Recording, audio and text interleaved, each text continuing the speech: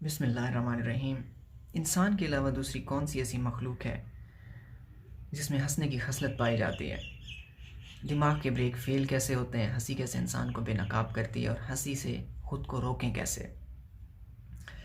इंसान के अलावा बंदर एक ऐसी मखलूक है जिसमें हंसने की खसलत पाई जाती है। बंदरों के बारे में कॉमन ऑब्जर्वेशन है कि एक बंदर जो काम कर रहा होता है सारे उसको रिपीट करने लगते हैं। हम इंसान ख़ुद को बहुत मुख्तलिफ समझते हैं, लेकिन इस बारे में एक एक्सपेरिमेंट है कि एक सबवे ट्रेन के अंदर एक इंसान को कुछ देर तक हंसने के लिए कहा गया, कह कह लगाने के लिए ज़ोर ज़ोर से। तो थोड़ी देर बाद पूरी ट्रेन में मौजूद सारे लोग हंस रहे थे और उनमें से किसी को ये मालूम नहीं था कि वो क्यों हंस रहे हैं। इसका मतलब कि इंसानी जहन भी तनज़्ज़ुली के एक दर्जे पर बंदर के बराबर आ जाता है।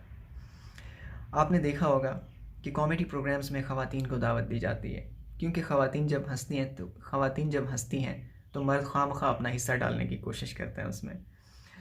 Laughing is equal to laughing.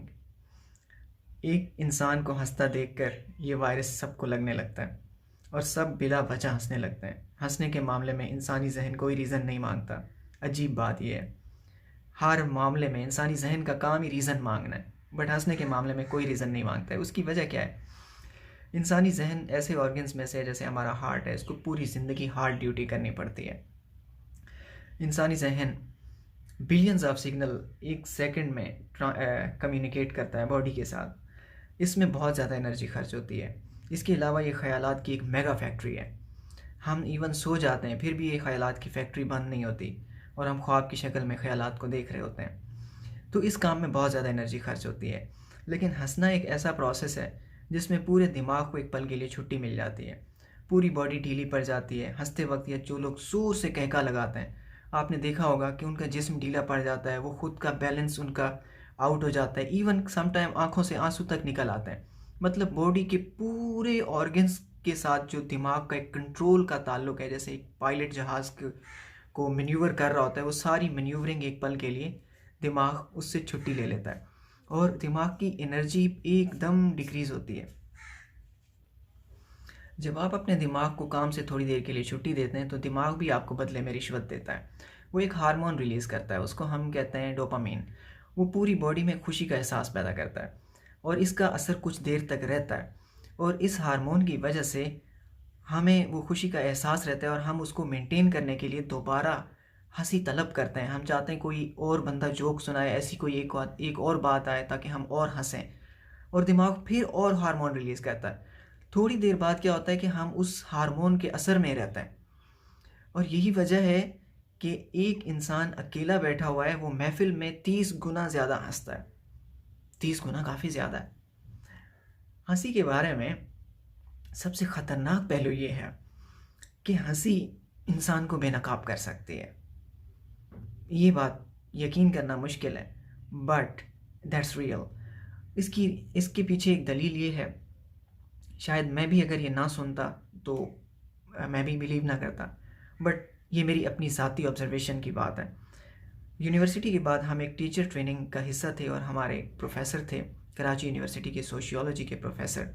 वो क्लास के दरमियान में जोक करते थे, एक दो जोक लाजमी करते थे। हालांकि वो बहुत ही सीरियस इंसान थे। उनके साथ अकेले बैठे हुए बात करने का मौका मिला तो उनसे हमने सवाल किया, तो उन्होंने कहा कि मैं जोक इसलिए करता हूँ, पहले जोक से मुझे ये पता चलता है कि कौन कितना इंटेलिजेंट है, क्योंकि इंटेलिजेंट इंसान को हंसाना मुश्किल होता है और एक मीडियोकर को हंसाना बहुत ही आसान होता है। तो क्लास में जो ज़्यादा हंसता है मुझे पता चल जाता है ये औसत जहन का है, मीडियोकर है। और इसी तरह मुझे लोगों की संजीदगी से उनके इंटेलिजेंस का अंदाज़ा हो जाता है। दूसरी बात ये है, उन्होंने कहा कि दूसरा जो मेरा जोक होता है वो थोड़ा सा इमोरल होता है। इमोरल जोक पर सिर्फ वही इंसान हंसता है जो अंदर से खबीस फितरत का होता है। जो तैयब फितरत का होता है वो इमोरल जोक पे कभी भी नहीं हंसता है।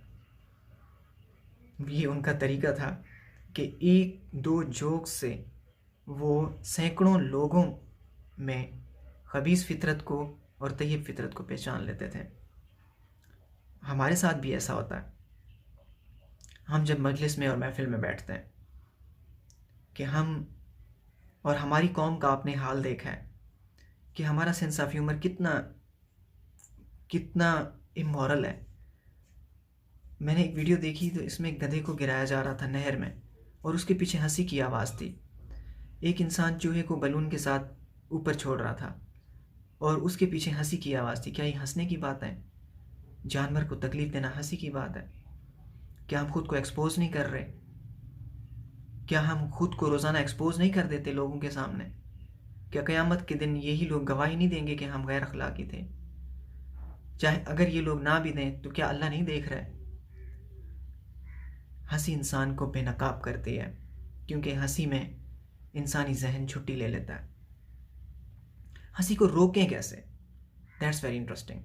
हंसी को फ़ौरन रोकने का तरीका ये है, आप दिमाग को वापस ड्यूटी पे लाएं। और एक अमेजिंग ट्रिक है, आप किसी नोकदार चीज़ को के ऊपर फोकस करें। जैसे पेन है, आपको अगर बहुत ज़्यादा हंसी आ रही है, आप किसी नोकदार चीज़ पे फोकस करें, उसी वक्त हंसी रुक जाती है क्योंकि दिमाग फोकस करने से वापस अपनी ड्यूटी पे आता है।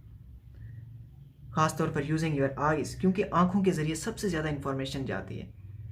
और अगर आपके पास कोई नोकदार चीज़ नहीं है, आप अपने नाखून पे फोकस करें। जैसे ही आप फोकस करेंगे उसी वक्त हंसी रुक जाएगी।